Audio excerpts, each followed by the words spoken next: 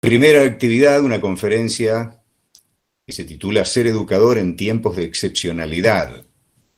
Está a cargo de Ruth Harff.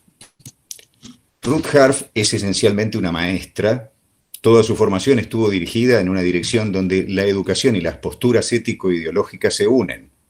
Maestra normal nacional, profesora normal nacional de Jardín de Infantes, profesora de expresión corporal, licenciada profesora en Ciencias de la Educación de la Universidad de Buenos Aires, licenciada en Psicología, egresada de la UBA también. Estos estudios fueron ampliados con posgrados en Teoría y Técnica Psicopedagógica y el rol de dirección en instituciones educativas. Y al igual que su formación, su práctica también ha estado y continúa estando al servicio de la educación pública.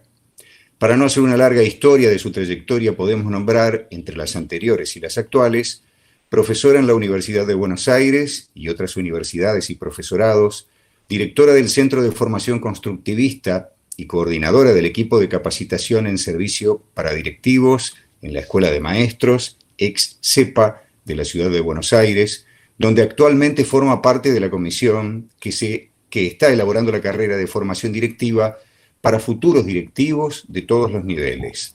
Ha sido y es asesora en diversos ministerios de educación. Participa habitualmente de congresos y jornadas y seminarios en los cuales se abordan temas educativos. Autora de numerosos libros y artículos sobre temáticas educativas. Con ustedes, Ruth Harff. Muy bien, muchísimas gracias. Muy buenas tardes a todos y todas.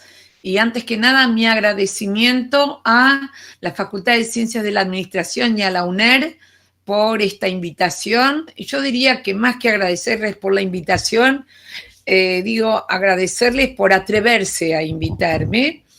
Es un espacio que me interesa enormemente y quiero compartir con ustedes algunas ideas. ¿Y por qué digo que me interesa enormemente? Porque siempre he considerado que uno de los mandatos fuertes que tienen las universidades es la construcción de conocimiento y que además de poder estudiar muchos autores, es un espacio en el cual uno puede dar el lugar a los propios pensamientos. Y cuando uno dice los propios pensamientos es porque sostengo muy a menudo que uno no es portador de verdades, no creo en la existencia de verdades, sino en la búsqueda de verdades. Lo que hay son posturas, opiniones. Así que en función de ello quiero contarles algunas de las cosas que fui pensando en todos estos meses acerca de lo que significa ser educador en estos tiempos de excepcionalidad. Algunas de las que me interesa dejar en claro. Primero, ustedes van a ver que yo hablo de escuela. Me importa tanto hablar de escuela porque, insisto, con el término escuela incluyo a todos los niveles, o sea, a todas las instituciones educativas, ya sea jardín maternal, jardín de infantes, nivel inicial entero, primaria, secundaria, superior, profesorados, universidades, etcétera. Y por el otro lado, el otro término que también lo uso en forma genérica es hablar de un educador, sea un maestro, un docente, un profesor, un catedrático, o sea que tratar de unirnos en esta problemática que nos llega a todos como educadores, no importa en qué niveles estemos trabajando. Y por el otro lado también, ¿por qué hablo de en tiempos de excepcionalidad? Cuando uno podría decir directamente en este tiempo de pandemia. Bien, me parece que me interesaba en un momento dado hablar de una diferencia entre lo que podríamos llamar tiempos o etapa de habitualidad, que no tiene que ver con los hábitos, sino aquello a lo cual estamos habituados, y esto que sería una excepción a esa habitualidad, especialmente porque no me cae a veces al hablar de normalidad, porque todavía creo que no sé hasta qué punto la etapa anterior la podemos llamar normalidad a esta nueva normalidad, porque hablar de normalidad me lleva a pensar dónde está lo anormal, y porque creo firmemente que las palabras además de transmitir significados, provocan significados, y en ese sentido juego bastante con los términos. Entonces, al hablar ahora acerca de lo que significa ser educador, vuelvo a repetir, diga yo educador, docente, maestro, profesor, estoy englobando a todos encargados de la educación de un otro. Y cuando hablo de escuela me refiero desde jardín a profesorados y universidades. Entonces, algunas de las cosas que uno desea compartir a nivel de pensamientos o de ideas que parecen nuevos, pero sin embargo siempre existieron, pero ahora tienen más fuerza que nunca. ¿Qué es el significado y sentido de hacer escuela? Y por favor, dije hacer escuela, porque independientemente de que estemos o no en una escuela, vuelvo a repetir, escuela, institución educativa, etcétera, que no estamos en este momento casi nadie en la escuela, sin embargo, seguimos haciendo escuela.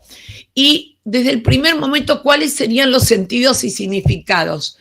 El primero y más importante es, no sabemos bien cómo, ni por cuánto tiempo, ni de qué manera exactamente, pero implica un compromiso con las finalidades educativas. Podremos cambiar formatos, podremos cambiar tiempos, agrupamientos, espacios. Lo que no renunciamos es a las finalidades educativas. Y esto implica también entender a la educación como un servicio público. Pero cuando hablamos de servicio público, es como volver a pensar, ¿qué quiere decir público? No es simplemente decir público-privado, porque además sería de gestión estatal o privada, sino que servicio público. ¿Y cuál es el significado fuerte que esto tiene? Que es para el público, o sea, igualitario en cuanto a igualdad de oportunidades, en vez de discriminatorio o segregacionista. Y con el público, participativo en vez de impuesto. Estas son algunas de las cosas que uno puede ya empezar a pensar. ¿Qué significa educar hoy? Y les pido por favor que lo tomen como un transversal. Yo, independientemente de todos mis títulos, posgrados, etcétera, digo, fundamentalmente soy maestra. Para mí el término maestro tiene una significación que ya excede etapas, niveles, etcétera. Educar hoy es educar para la mejora constante. Por eso cuando alguien me pregunta qué va a pasar después, digo, no hago futurología, no lo sé, pero que estamos en un intento de mejora constante, lo cual nos lleva, que lo voy a tomar enseguida, es en esta etapa de excepcionalidad, ¿qué estamos aprendiendo que nos pueda servir cuando estemos de vuelta en una etapa de habitualidad? Por el otro lado, educar hoy es educar para lo que tiene que ver con la capacidad de adaptación. ¿Quién más que todos los educadores, todos los alumnos y todos incluso los grupos familiares, que no vamos a dejar de lado, han demostrado esta necesidad imperiosa de desarrollar la capacidad de adaptación ante estímulos que venían para los cuales no estábamos preparados y que tienen que ver con esta concepción de paradigma de la complejidad y la incertidumbre? Educar hoy es elaborar y concretar buenos proyectos educativos. Estos proyectos educativos, vuelvo a repetir, piénsenlo por favor en transversal. Recuerden que ustedes son muchos profesores de la universidad o profesores de profesorado o de escuelas de distintos niveles. Además tienen familia en la cual están con hijos que van quizás a todos los sistemas y tienen su propia historia escolar. O sea, que les pido que lo miran desde el lugar transversal. Es concretar buenos proyectos educativos. ¿Para qué? 3 cosas importantísimas para el desarrollo de la ciudadanía. El desarrollo constante de la ciudadanía que tiene que ver con el compromiso y defensa de derechos. La ética que tiene que ver con esto que vamos a empezar a hablar acerca de cuáles son las metas y objetivos que hoy en día en general nos planteamos. Y lo que llamamos la conciencia ambiental, que además también merece volver a mirar, porque cuando uno hablaba del cuidado del medio ambiente, en general se refería más que nada a ambiente como vegetales y animales. Bueno, hoy nos hemos dado cuenta más que nunca, recuerden que no son inventos, son reflexiones actualizadas, que es que la conciencia ambiental tiene que entender que el ambiente incluye a los seres humanos. Entonces, el desarrollo de la ciudadanía, la ética y la conciencia ambiental. Y por el otro lado, hoy en día, educar es básicamente poner la mirada más que nunca en el aprender y en quien aprende, en la enseñanza y en quien enseña, nada más y nada menos. Y la pregunta que uno se hace es, ¿cuáles son los saberes necesarios hoy en día? Recuerden que estoy hablando esencialmente de los educadores de todos los niveles, los saberes que tienen que tener, y no voy a poner el acento en los contenidos propios del área disciplinar que van a desarrollar. Estoy hablando en forma genérica, son la capacidad para aprender a lo largo de la vida, más que nunca se puso en evidencia en este tiempo. Capacidad para reflexionar sobre sus prácticas con mente abierta, otra vez en este tiempo más que nunca, porque todos como educadores a veces tenemos la tendencia a repetir muchas de las prácticas que llevamos a cabo. Esta etapa que nos descolocó nos obligó a reflexionar sobre las prácticas con mente abierta. ¿Qué de esto sí? ¿Qué de esto no? ¿Qué agrego? ¿Qué quito? Luego, y no hay ninguna duda, dominio de nuevas tecnologías.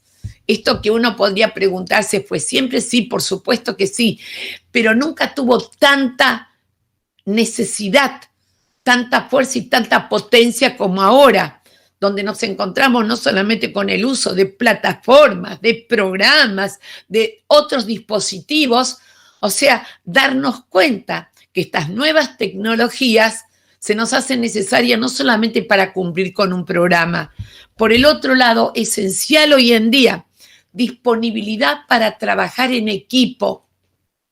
Y les agrego a esto y en comunidades de práctica y de reflexión. Lo agrego como una especie de mirada más adelante proyectiva. ¿Por qué? Porque cuando los educadores trabajamos en equipo y sabemos trabajar en equipo, habitualmente hay una especie de semejanza entre los miembros del equipo, o porque desarrollan el mismo área disciplinar, trabajan en la misma institución educativa, comparten el mismo grupo de alumnos, están en el mismo horario, hay una especie de mismidad dentro de la heterogeneidad. Y en este tiempo de excepcionalidad, y gracias a toda la apertura que dio el ponerse en contacto mediante las redes, mediante distintas plataformas, hizo que poco a poco algo que veníamos hablando desde hace bastante tiempo empezó a palparse, que es el trabajar en comunidades de práctica, comunidades de experiencia. Los educadores me refiero.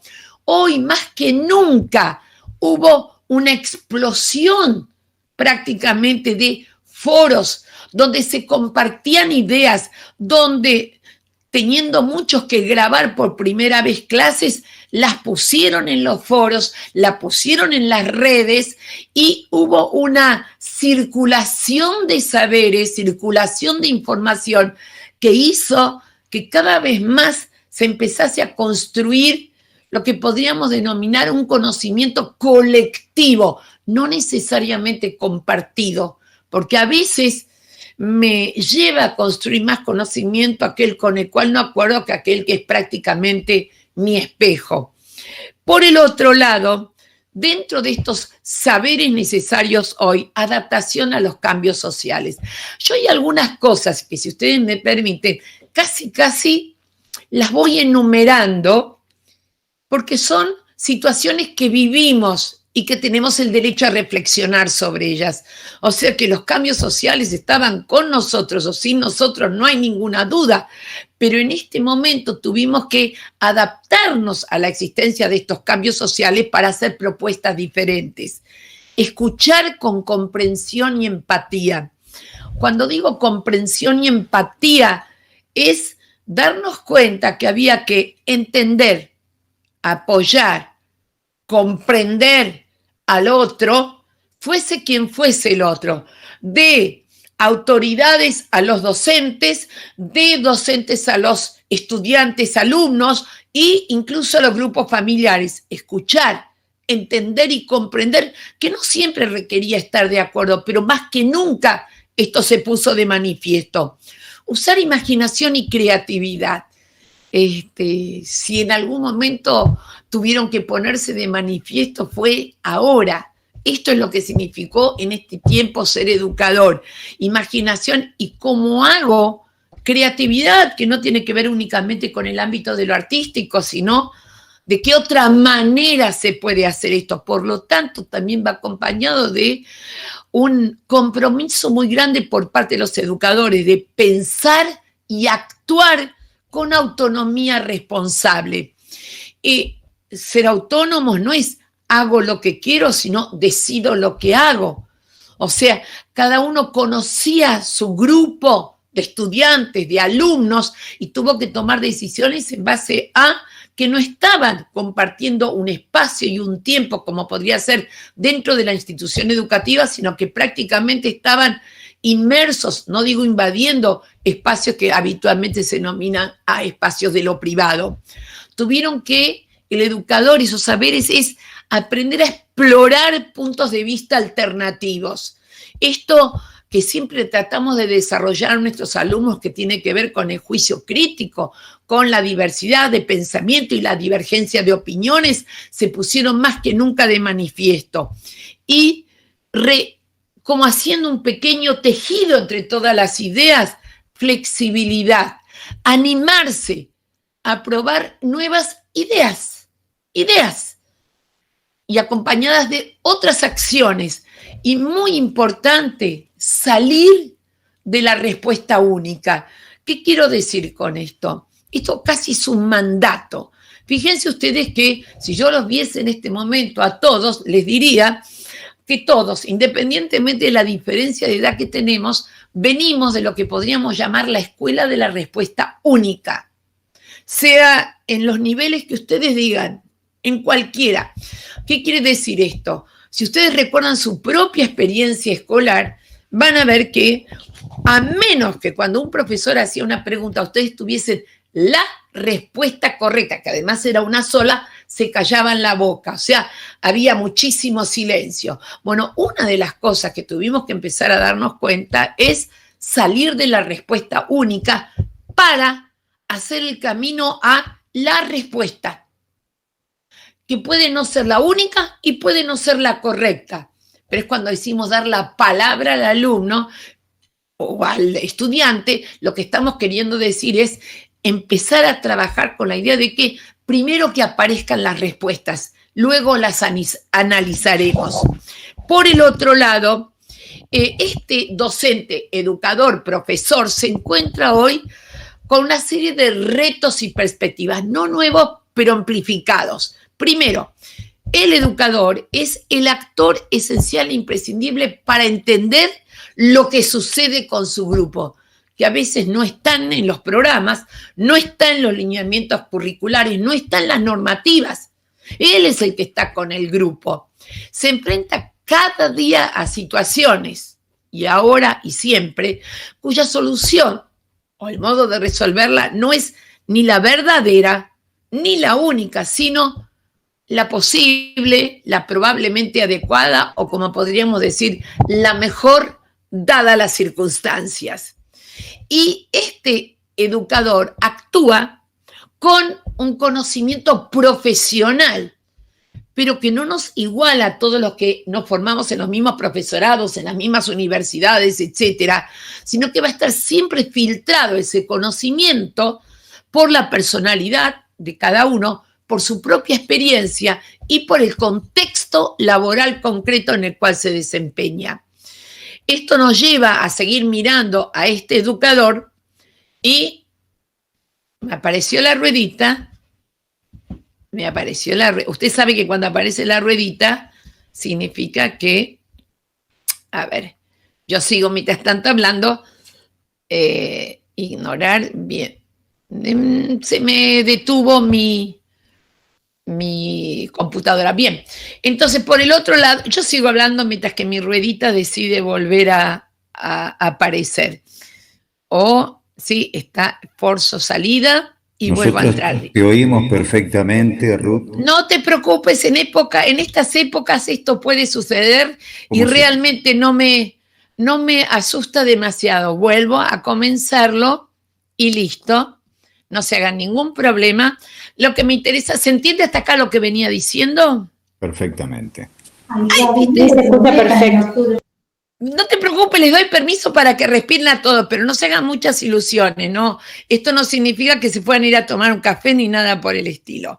Bien, sigo entonces. Ahora sí estoy de vuelta.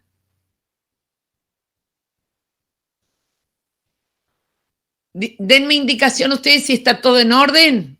Te vemos y te oímos bien. La presentación está en la diapo que dice docente, retos y perspectivas. ¿No está en la próxima? No, creo que es la Bien, entonces no hay problema, me seguirán escuchando a menos que vuelva a empezar, pero no sé si vale la pena. ¿La cierro y la vuelvo a empezar? Sí, mientras seguís charlando. Mientras que sigo charlando. Bueno, igual lo que me interesa dejar en claro es lo que significa enseñar hoy en día. Espérate un segundito, vuelvo a cerrarla. Claro, no se quiere cerrar. Ahora la vuelvo a abrir. Vamos a ver. Después de esto no me hablen de que tenemos problemas de conectividad, porque realmente es así. Bien, ¿tampoco se ve ahora? ¿Se quedó congelado? Misma. Quedó congelada esa misma. ¿Y ahora está yendo a otra? No, en la barra de tareas de tu computadora, si tenés una Apple. Tengo una Apple, mi amigo. Entonces te vas abajo donde está el PowerPoint y le haces clic y le pones forzar salida. Ya lo hice, ya lo hice. Ah, bien. Le digo dejar de presentar, ¿está bien? Bueno, y presentas de nuevo a ver que seguramente... Presento ahora una ventana, pido disculpas. No, está todo bien. Creo que ahora debería estar bien. Ustedes me dicen, ¿se ve otra plana? Ya te avisó, está presentando. Sí, es otra. Bien, gracias, muchísimas gracias, pido disculpas. Pero lo que me interesa dejar en claro ahora con ustedes es lo siguiente. Cuando nosotros hablamos de enseñar, tenemos como un mandato interno que dice que enseñar es, bueno, decir lo que uno sabe.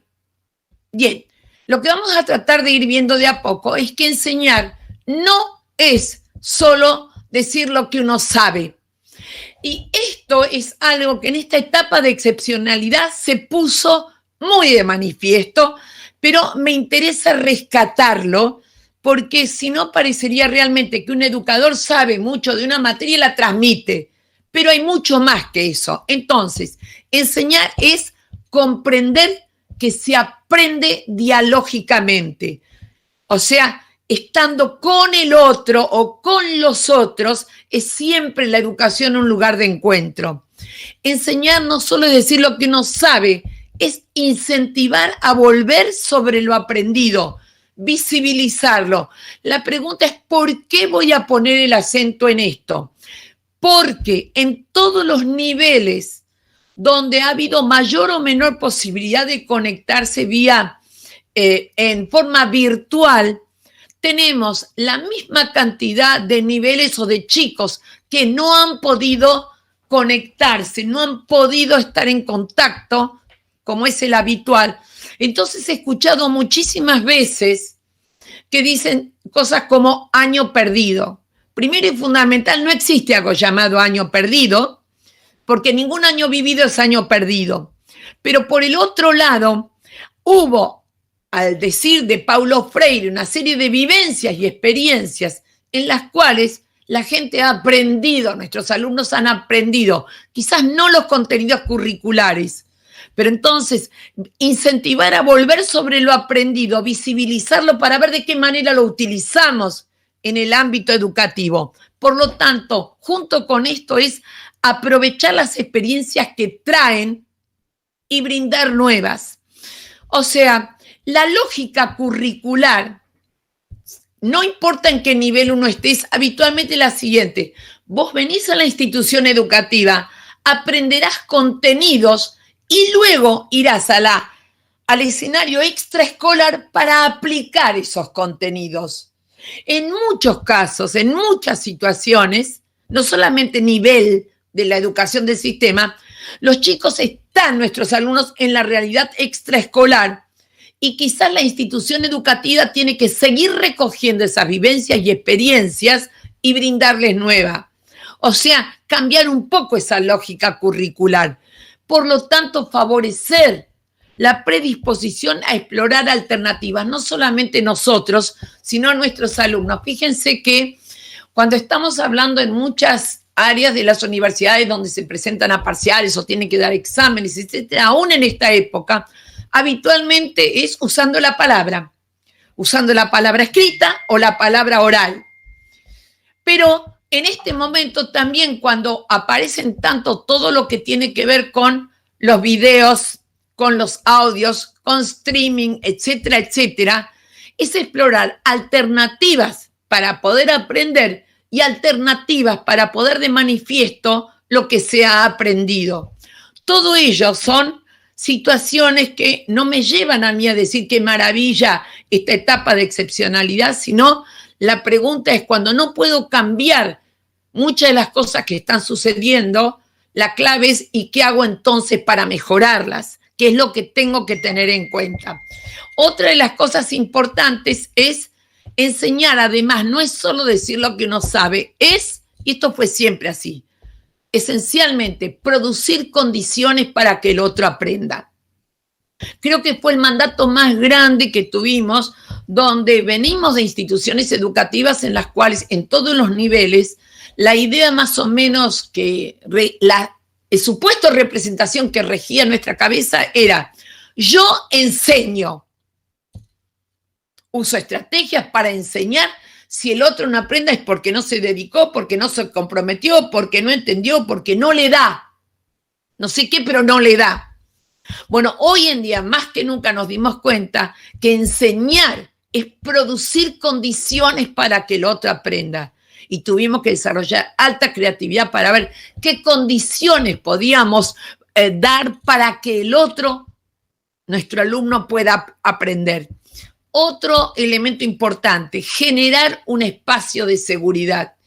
Un espacio de seguridad, ¿qué significa?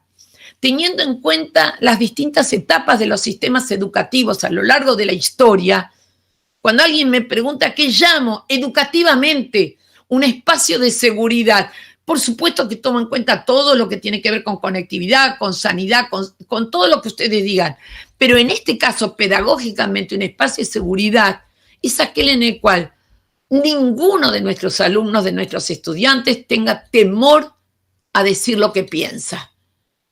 Eso es brindar un espacio de seguridad, que pueda plantear sus dudas, que pueda plantear sus cuestionamientos, sus críticas, y esto depende de un educador. Por el otro lado, buscar y apreciar el valor individual de los estudiantes, esto fue siempre, más en este momento cuando a veces vemos una diversidad que se pone de manifiesto de una manera mucho más clara que en otros momentos. Y como dice Philippe Merier, que es una de las frases que me agradan mucho, es apostar por el alumno, desde todo punto de vista.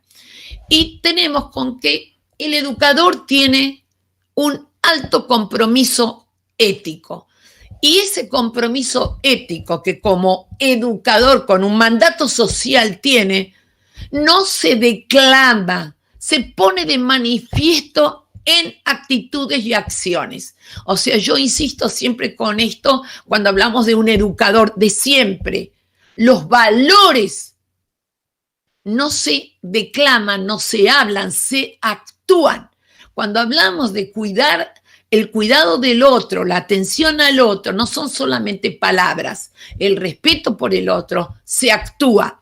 Y por lo tanto, en este momento se pone de manifiesto en la capacidad para poder reflexionar críticamente ante estas complejas e imprevisibles situaciones y demandas. Y ese compromiso ético que se pone de manifiesto en acciones, lo junto, como les decía recién, con nuestro compromiso social. En algunos de los niveles del sistema educativo, esto significa que nosotros tenemos un compromiso ante la sociedad. También Entonces nos encontramos ante situaciones complejas. ¿Por qué digo esto? Porque en muchos casos uno dice, bueno, en esta época entonces veamos cómo hacemos, cómo tomamos las pruebas, etcétera, etcétera, de tal manera o de otra. He escuchado infinidad de colegas discutiendo acerca de cómo hacerlo, o en profesorados, que ustedes saben que también es un grave problema, que no están o no hay manera clara de poder hacer las prácticas y residencias. Entonces, cuando me consultan, le digo, miren, yo les voy a decir una sola frase. Los títulos no se regalan. O sea, vamos a tener que encontrar los modos como para poder resolverlo, pero no se regalan. O sea, quizás el señor rector, pero me parece demasiado jovencito para recordarlo, esto que voy a contar ahora. Así que entonces no lo tomo a usted como ejemplo, me tomo a mí sola con mi edad, que es cuando yo estaba en la facultad, en la universidad, que fue la noche, pero sí sabe de qué hablo, la noche de los bastones, que fue cuando entró la policía, entraron los militares y echaron a todos los profesores y muchos de ellos tuvieron que irse del país. Yo recuerdo que años después, 2 o 3 años, se buscaban profesionales de todas las áreas que usted piense y decía en el aviso que no sean recibidos en tales y tales años. O sea, lo que nosotros tenemos que tener claro en todos los niveles que trabajemos es que no queremos que nuestros alumnos sean egresados de la pandemia. Por eso insisto en que esto hay que analizarlo y reverlo, etcétera, etcétera. Y hay que considerar además todas las características particulares de cada una de las instituciones, quienes gestionan, los docentes, los alumnos. Este educador que ponemos el acento en que obviamente que es un enseñante, pero también esencialmente lo que tiene que tener en cuenta es la posibilidad de aprendizaje de sus alumnos. Se maneja con ética profesional, con conocimientos y capacidades que le permitan facilitar logros estudiantiles. No dije éxitos, dije logros.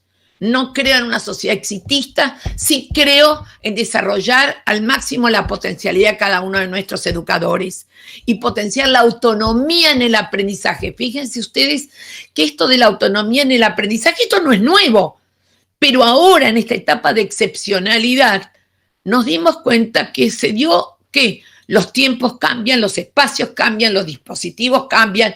Yo siempre insisto en que espacios, tiempos y dispositivos no se comparten, se compiten en muchos casos. Entonces tenemos que potenciar esa autonomía en la posibilidad de aprendizaje. Ese educador siempre lo fue, pero hoy más que nunca es un promotor de convivencia. O sea, en el cual lo que vemos que la relación educativa que se da entre los distintos roles dentro de una institución educativa tiene que estar basada en el respeto, en el cuidado, en la responsabilidad y no puede faltar en la cooperación y la solidaridad.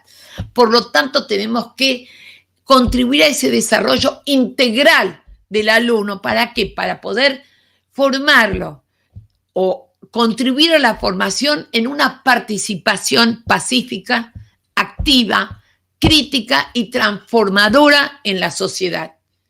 Ahora ustedes pueden preguntarme, lo estoy planteando ¿para qué nivel? Vuelvo a insistir, esto empieza desde nivel inicial y hasta ningún doctorado o maestría deja de ser un elemento esencial. Y la pregunta es, seguimos aprendiendo, los educadores seguimos aprendiendo. Y la primera cosa que quiero compartir con ustedes es que se los dejo como para que lo sigan pensando, hasta para que se enojen conmigo, estén en contra de lo que digo, totalmente de acuerdo con ello, que es la pregunta que me surgió en todo este tiempo: ¿cuándo se aprende?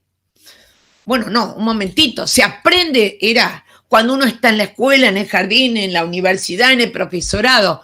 Entonces uno tuvo que empezar a pensar, bueno, un momentito, cuando empezó toda esta etapa de excepcionalidad, muchos que no estaban acostumbrados a dar clases virtuales ni educación virtual, por eso en las universidades hay que verlo desde otro lugar, pero también cuestionar, ¿qué sucedió? Que uno decía, ¿cómo puedo garantizar que mis alumnos, mis estudiantes aprendan? Bien, lo primero que me hizo bastante ruido fue preguntarme, un momentito, ¿qué estamos entendiendo por aprendizaje? Y preguntándole a colegas de todos los niveles, bueno, ¿qué entendés por aprendizaje? La respuesta casi unánime, olvidando textos, olvidando autores, apelando a la experiencia, se aprende cuando se adquieren saberes nuevos. Se aprende cuando alguien adquiere o construye un saber que hasta ahora no tenía. Cuando hablamos de saberes nos referimos a conceptos, ideas, procedimientos, actitudes, valores, todo. A veces digo cosas, cuando se aprenden cosas nuevas. Un momentito. Cuando uno dice, esperemos un segundito, ¿por qué no pensamos un segundito? Es interesante ver que cuando uno dice esa definición, esto en general es más que nada una representación que tenemos todos los educadores por nuestra formación de educadores, que es no darnos cuenta que cuando decimos que aprender es adquirir saberes nuevos, más que nada estamos caracterizando el aprendizaje escolar, o sea, el aprendizaje que se da en una institución educativa. Entonces dije, momento. Hay otros. No definiciones, no me interesan tanto las definiciones, mucho más las caracterizaciones. Hay otras 3 caracterizaciones de aprendizaje que en este tiempo de excepcionalidad son muy importantes a tener en cuenta ahora y quizás para después también. Una caracterización, obvio, aprendizaje es cuando alguien adquiere saberes que hasta ahora no se tenían. Pero vamos a la segunda caracterización. Cuando uno hace o se da cuenta que saberes que adquirió le sirven para resolver otras situaciones, cuando yo digo la palabra se da cuenta, en ese caso el darse cuenta ya implica aprendizaje. Darse cuenta. Cuando alguien se da cuenta de que saberes adquiridos les sirven para otras situaciones, eso también es aprendizaje. Y hasta tiene en didáctica un nombre, se llama transferencia de los aprendizajes. ¿Por qué adquiere ahora tanta importancia? Porque siempre la tuvo. O sea, si ustedes se ponen a pensar, una institución educativa brinda oportunidades de aprendizaje a sus alumnos sabiendo que lo va a emplear en otras situaciones extraeducativas, extraescolares, obvio, porque no se queda en el ámbito escolar toda la vida, sea jardín o universidad. Pero tiene en este momento una fuerza muy grande cuando un chico, un alumno, un estudiante viene y te dice, me di cuenta que eso que había aprendido me sirve para tal cosa, se llama aprendizaje. Segunda. La tercera, cuando un estudiante, un alumno, pone en tela de juicio, cuestiona saberes en función de nuevas situaciones y se da cuenta, o sea, comenta incluso, me di cuenta que esto que había aprendido no sé hasta qué punto se aplica en tal otras situaciones, eso también es aprendizaje. Y la cuarta, ¿se entiende? Estas son cosas que hasta nos sirven para repensar nuestra práctica, porque lo estamos haciendo. En realidad yo no hablo de acciones, hablo de palabras y acciones que ustedes están realizando. La cuarta, también muy esencial y conocida, se llama desaprender. O sea, darse cuenta, otra vez la palabra darse cuenta, que hay saberes que no son válidos porque son obsoletos, porque son perimidos, porque son inadecuados. Esto tiene que ver con desaprender para reaprender. Esto a veces nos pone la mirada a nosotros educadores cuando tenemos que poner en tela de juicio, cuestionar o dejar de lado saberes que dábamos por verdaderos. Quiere decir que, fíjense ustedes, tengo ahora 4 caracterizaciones del aprendizaje. Adquirir saberes nuevos, cuestionar los que se tienen, transferir los que se tienen y dejar de lado algunos. Quiere decir que todos estos entran en juego simultáneamente y se requiere de un educador que registre esto y que se dé cuenta de ello y que les dé el valor de aprendizaje. Por lo tanto, la pregunta que uno puede hacerse es, ¿qué es lo que tenemos que priorizar los educadores? Lo que tenemos que priorizar, y otra vez insisto, entre los que están escuchando hay de todos los niveles y de todas las modalidades y de todas las facultades también. Pero esto es algo que nos lleva a, acá nos encontramos los educadores. ¿Qué priorizamos o qué deberíamos priorizar? Cuando yo digo priorizar, significa que todas las otras expectativas, metas y objetivos no se dejan de lado, pero ponemos el acento en estos momentos en esto porque decimos, esto es algo esencial. Primero, desarrollar el espíritu crítico, siempre. Capacidad de razonar, el pensamiento alternativo y la elaboración de estrategias cognitivas. Fíjense ustedes la enorme importancia que tiene.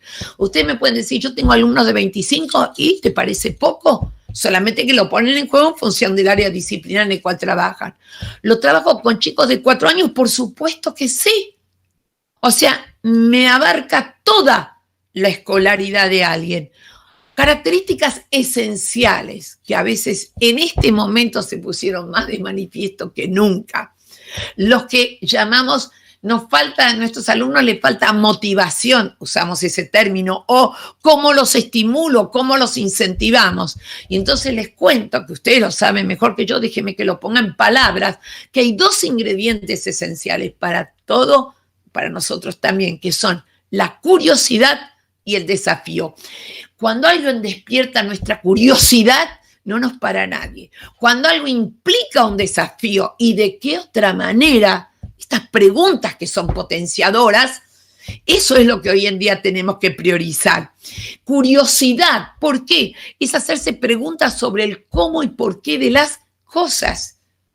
O sea, donde pasamos de responder, qué sé yo, cuántos huesos tiene tal parte del cuerpo, a preguntar por qué necesito tales partes del cuerpo para realizar acción. O sea, a veces le digo a los educadores que es pasar de la pregunta ¿qué? A la pregunta ¿por qué y para qué? La pregunta ¿qué? A veces no niego la necesidad de la descripción, pero esa descripción de algo se pone más en juego cuando la pregunta es ¿por qué y para qué? O sea, desde ese punto de vista, lo podemos ver en sociales, lo podemos ver en administración. Yo no hago diferencias en ninguno de ellos. Simplemente estoy hablando ahora de ese educador que tiene que repensar ahora y en todo momento que el pensamiento científico, ese que tanto nos valoramos, se pone en marcha, especialmente cuando hay algo que se tiene que descubrir, que se tiene que responder. Fíjense ustedes ese pensamiento científico. ¿Por qué pongo el acento en las preguntas? Miren, todos nosotros, todos, no importa la edad que tengamos, estamos esperando una respuesta en este momento, hoy, día 14 de octubre. La respuesta que estamos esperando hace meses ya sería la vacuna contra el COVID. Eso es una respuesta. Esa respuesta se va a encontrar en base a preguntas que tienen que ver con el conocimiento científico. ¿Y qué pasaría si mezclo ketchup con la vacuna contra la polio? Estoy diciendo tonterías, no se preocupen, acostumbro a hacerlo. Pero quiero decir con esto que priorizar, insisto en esto, espíritu crítico, capacidad de razonar, pensamiento alternativo, que eso es lo que se está poniendo de manifiesto en eso que esperamos todos como una respuesta. La curiosidad, el descubrimiento y el desafío. El desafío que es a que no, que se ve en situaciones de juego o en propuestas lúdicas que se dan y se pueden dar en todos los niveles, a que no podés tal cosa. O sea, no se cierren a ninguno de ellos. ¿Qué priorizar? Antes tomé un gran grupo y ahora tomo otro gran grupo que me parece que no puede estar ajeno en los educadores pensando en cómo trabajar. ¿Qué priorizar? La dimensión socioafectiva, ético-ideológica, los vínculos, sistema de valores, porque insisto en lo que dije antes, los valores no se declaman, se actúan. ¿Cuáles, por ejemplo? En este momento, cooperación y colaboración del equipo a la comunidad profesional de práctica, de reflexión. Una sociedad que hoy es un elemento con el cual nos encontramos. Una sociedad del cuidado. Yo te cuido, vos me cuidás, nosotros nos cuidamos a nosotros y a los otros, y yo necesito que me cuiden. O sea, esto lo priorizamos porque lo vemos más que nunca. O sea, siempre existió, pero ahora está ahí nomás en la esquina. Y por el otro lado, todo esto que fui diciendo, que tiene que ver con el desarrollo del pensamiento crítico, etcétera, etcétera, y los valores que se tratan de desarrollar, apuntan a algo que siempre hemos dicho, que se llama construcción de ciudadanía. Esta construcción de ciudadanía que ustedes, otra vez, son demasiado jóvenes para saberlo, pero lo estudiábamos en una materia llamada instrucción cívica, donde aprendíamos eso, era ciudadanía. Hoy en día hemos entendido que esa construcción de ciudadanía, no importa el lugar que uno ocupe dentro de esta sociedad o que vaya a ocupar dentro de esta sociedad, implica la construcción de una noción de pertenencia y la defensa de los derechos de todos. O sea, como ustedes ven, esto es algo que hace a qué significa ser educador. Y una palabrita, cuando me tengo que ir, me cortan, ¿sí? ¿Me prometen que me cortan? Pues yo si no sigo. Después de ello, ¿cuál es el otro punto esencial para los educadores? Los vínculos. Fíjense ustedes que es el término que más se usa hoy en día. Los vínculos. Los vínculos siempre existieron, no son algo nuevo. Solamente que todos nosotros hemos pasado por esa etapa en la cual decíamos, tuve tal profesor que me hizo querer la materia, o tal profesor que me hizo odiar, o mejor todavía, este profesor me tiene entre ojos. O sea, eso eran vínculos también. Pero en este momento, cuando ponemos el acento en los vínculos, yo quiero rescatar esto. Primero, no son vínculos de amistad, no son vínculos de familia, no son vínculos de pareja, no son vínculos terapéuticos, son vínculos pedagógicos o educativos. Y lo más importante hoy en día para todos nuestros estudiantes y alumnos es en ese vínculo que ellos perciban que yo me preocupo y me ocupo por vos y con vos. Me doy cuenta de que te importa, valoro tu esfuerzo y compromiso. O sea, cuando el otro, sea quien sea ese otro, sabe que yo me ocupo y me preocupo por él, eso es el acento puesto en los vínculos. Por lo tanto, ¿qué es lo que tenemos que tener en cuenta? Uno, el aprendizaje que vamos realizando los educadores. Cuestionamos la validez de lo que hemos venido haciendo hasta ahora. Compararlo con lo que hacemos en la excepcionalidad. ¿Por qué? ¿Qué va a pasar con esa comparación? ¿Y por qué lo pongo acá con mucha fuerza? Porque cuando me preguntan cómo va a ser el futuro, siempre contesto lo mismo. No hay ningún futuro que se nos venga. El futuro lo construimos entre todos. Y por lo tanto, en educación, es poner, quizás comparar, para ver qué es lo que vamos a mantener de la etapa de habitualidad, qué es lo que vamos a transformar o cómo vamos a ir creando o estuvimos creando nuevos modos de enseñar que quizás vale la pena conservar. Todo ese periodo de reflexión que a veces cuando uno está en pleno campo de batalla no lo puede llevar a cabo son necesarios. Y cuando me dicen, claro, estás refiriéndote a que esto es una oportunidad. Bueno, yo voy a tener que otra vez rebotar algunas de las cosas. No lo que ustedes me quieran porque no los escucho, pero el concepto de oportunidad. La pandemia es la pandemia. ¿Está claro? La pandemia no es una oportunidad. Lo que hagamos con esto puede ser una oportunidad. O sea, lo que se constituye en oportunidad no es la situación en sí misma, sino lo que hacemos con esa situación. Hay un dicho muy antiguo que dice, cuando algo me sucede, no puedo quizás evitarlo, pero puedo decidir qué hago con ello. Entonces, en este momento, una de las cosas que uno dice, yo la pandemia no la puedo evitar, pero en el modo en el cual puedo llegar a hacer algo con ella, puede ser que sea una oportunidad para pensar las cosas de otro modo. Entonces, las preguntas claves serían, voy cerrando, ¿sí? Pues se me fue el tiempo. No hay problema, no hay problema.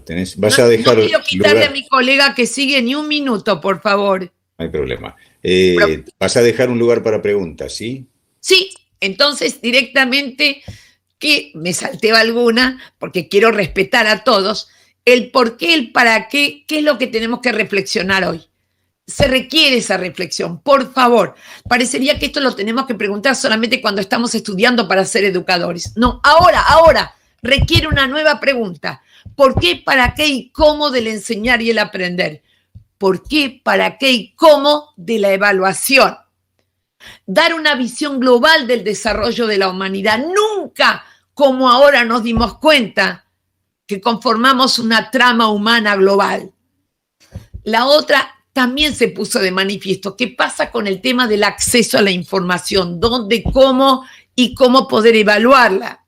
O sea, tener en cuenta esto que les decía, confianza, seguridad, respeto y cuidado.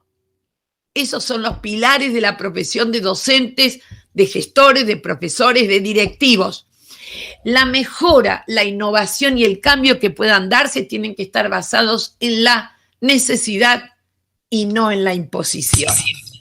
Se necesita hoy en día un capital social que tiene que ver a mis colegas de administración, ¿sí? Agrego a todo lo que ustedes ya saben del capital, no voy a hablar del que ustedes conocen, otros.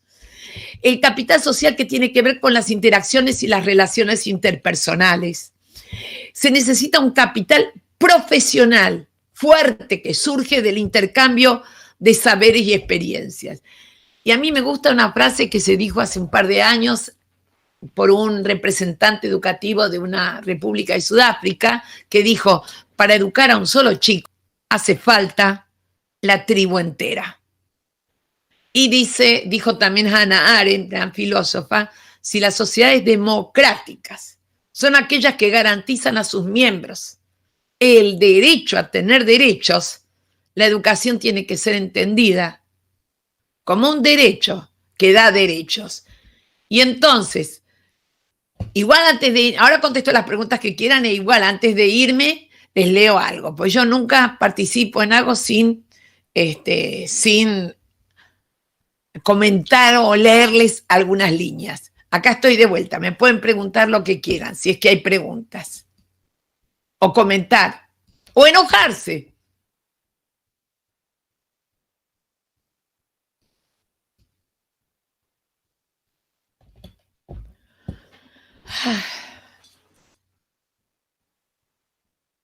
Yo no escucho nada, el micrófono. ¿Ahora sí me oís? Ahora sí, perdón, sí. Sí. Hasta ahora no me han puesto las preguntas que generalmente las ponen en el chat. Solamente Los apabullé. una valoración. Me encantó. Bueno, no importa. Eso no importa. Lo que pasa, mira, mi querido Darío, yo a veces me sonrío, pero ya se lo he dicho a unos cuantos minutos también. Tengo mucho nivel académico, pero no ando recitando autores, ¿está claro? Mi padre, tengo madre y padre que eran doctores en filosofía y letras, y mi padre, que además era rabino, siempre decía que hay algunos que él los llamaba los pies de página. ¿Está claro? Que claro. Confundían su saber con cuántos autores se citan. Con las normas APA. ¿Cómo? Con las normas APA. Sí, y además de acuerdo a la cantidad y además te digo de colega a colega que unos cuantos ponían unos cuantos autores que jamás habían leído, pero eso es al margen, eso es el margen. Me interesaba en este momento poner de manifiesto un poquitito las cosas que nos unen a todos los educadores. Por eso cuando me invitaron dije, permítanme que hable de todos los educadores. ¿Por qué? Porque todos los que están trabajando en la universidad, y yo tengo de profesora en la universidad 47 años, además, y bueno, si voy a cumplir 75, ya sé que no se me nota, me encanta cuando me lo dicen igual. Pero quiero decir con ello, dale, te escucho, Patricia. Bien. Primero quiero agradecer, muy clara y motivadora más que nada, ¿no? Que creo Patricia, que por favor, tenés que bajar el volumen de reproducción de tus parlantes. Bajarles el volumen y después sí, porque vuelve a entrar el sonido. Bien. Gracias. Ahora perfecto. Se conecta. Ajá, perfecto. Bueno, mira, acá tengo un par de consultas, tengo también comentarios de colegas muy entusiasmados, muy agradecidos por tu presentación. Por ejemplo, la colega Luana Joana dice que en estos tiempos de pandemia nos llevó a reinventarnos, y eso es muy interesante lo que tú decías, ¿no? Adaptarnos, reinventarnos, así que bueno, creo que estamos todos encaminados por el mismo Sí. lado. Bueno, te leo un par de preguntas que me llegaron. Como docentes, te hago la primera, como docente en este nuevo contexto, ¿cómo podemos contribuir a la formación integral de todos los estudiantes con posibilidades tan diversas? ¿No? Bien. Como decías, tantos accedieron a la tecnología y a las clases y otros tantos no pudieron hacerlo. Sí, fundamentalmente yo hay algo que dejo siempre en claro, que es lo siguiente: nosotros somos educadores, no somos ni magos, ni magas, ni superhéroes, ni superheroínas. Entonces yo a lo que vengo diciendo siempre agrego un concepto que me parece importante, que se llama el punto de lo imposible. Traducido a castellano significa hasta acá llegó mi amor. O sea, no, es cierto, es real. O sea, hay un montón de situaciones de las cuales nosotros no podemos hacernos cargo. Nosotros somos agentes públicos, pero no somos todo el Estado. O sea, se necesitan no solamente inversiones, se necesitan muchas cosas de las cuales nosotros no podemos hacernos cargo. Ni trabajemos en gestión estatal o privada, pero menos todavía en gestión estatal. O sea, yo no puedo realmente...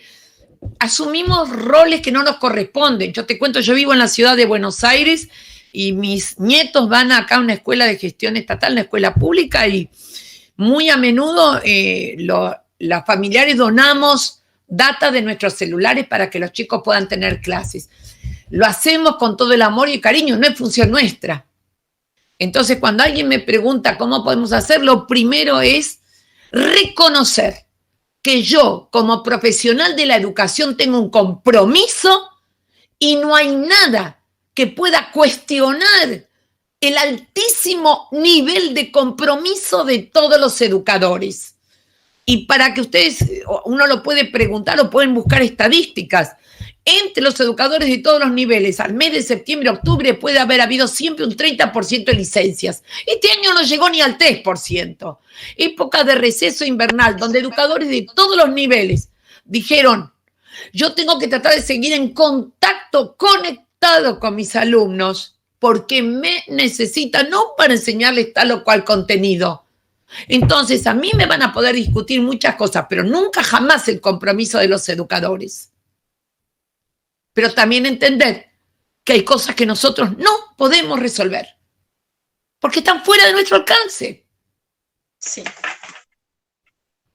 Me calé. Bueno, clarísima, muchas gracias. Otra, ¿las nuevas tecnologías, a tu parecer, ayudaron en este nuevo contexto de trabajo colaborativo de los docentes? Más o menos vos hablaste al inicio. Mira, yo te voy a dar una leve idea. Entre todos los grupos, entre todos los foros, y que yo administro un grupo que tiene a esta altura, aunque se asombren, 74.000 personas. ¿Está claro? Sí, 74.000 personas de toda América, incluyendo Europa, que en un primer momento llamaba Educación Inicial Argentina. Hoy ya no es ni solo de educación, ni menos de inicial, y menos de Argentina. Y vos notás que intervienen, que hacen una pregunta y hay 20 o 30 o 40 de cualquier lugar que le responden. Y no le preguntan, pero vos sos de primaria, pero vos sos de tal área. No, hemos llegado a entender que como educadores somos una comunidad heterogénea, pero que compartimos metas, que es defender el derecho a la educación de nuestros alumnos. Y en eso nos escuchamos de una manera como antes no nos escuchábamos. Por eso yo insisto, pienso en etapas y digo, estamos pasando de la etapa del equipo que tiene que seguir existiendo a la de comunidad de profesionales. Y eso no se debe perder. Clarísimo, clarísimo. Otra consulta te hago. ¿Cómo hacer cuando querés expandirse en contenidos, pero tenés que ajustarte sí o sí al diseño curricular del año? Pregunta María. Bueno, me van a matar con lo que voy a decir ahora. Pero no me preocupa, porque ya lo he dicho a ministros también.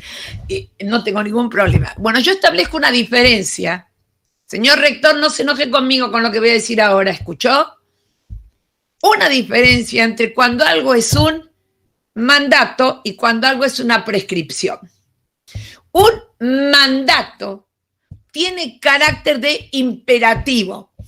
En las escuelas comunes, digámosle, no en universidades, pero en las escuelas comunes, uno podría decir, ningún alumno puede salir de la escuela si no tiene una autorización firmada o no lo viene a buscar una persona autorizada. Eso no hay discusión, no hay fundamento, eso es un imperativo.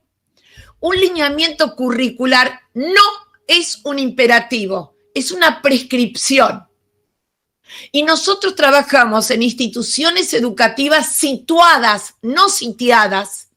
Por lo tanto, esa capacidad de toma de decisiones de los profesionales es también decidir con fundamento y no con capricho tales y tales contenidos. En esta situación, con estos alumnos no los voy a poder abordar con este grupo.